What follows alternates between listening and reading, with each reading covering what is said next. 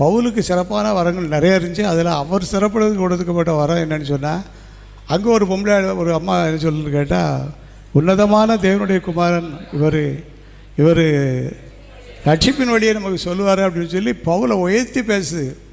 அப்போ பகுத்தறியும் வரம் யார்கிட்ட இருக்குதுன்னு கேட்டால் பவுல்கிட்ட இருந்துச்சு. அவர் பார்த்தாரு, அப்படியா அப்படின்னு சொல்லிட்டு இன்றைக்கி ஒன்றும் சொல்ல வேண்டாம், நானும் செக் பண்ணிக்கிட்டு தான் நல்லான்னு சொல்லி செக் பண்ணி பல நாட்கள் போயிடுது.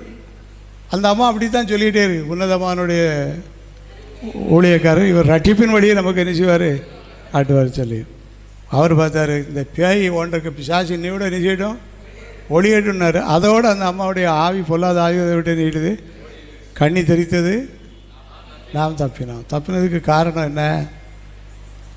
சிறப்படுவதற்கு பவுலுக்குள்ளே இருந்த அந்த பகுத்தறிஞ்சு வரோம். அதே மாதிரி நம்ம எல்லாத்தையும் வரங்களுக்கு உண்டு. இன்னும் நம்ம ஜெபம்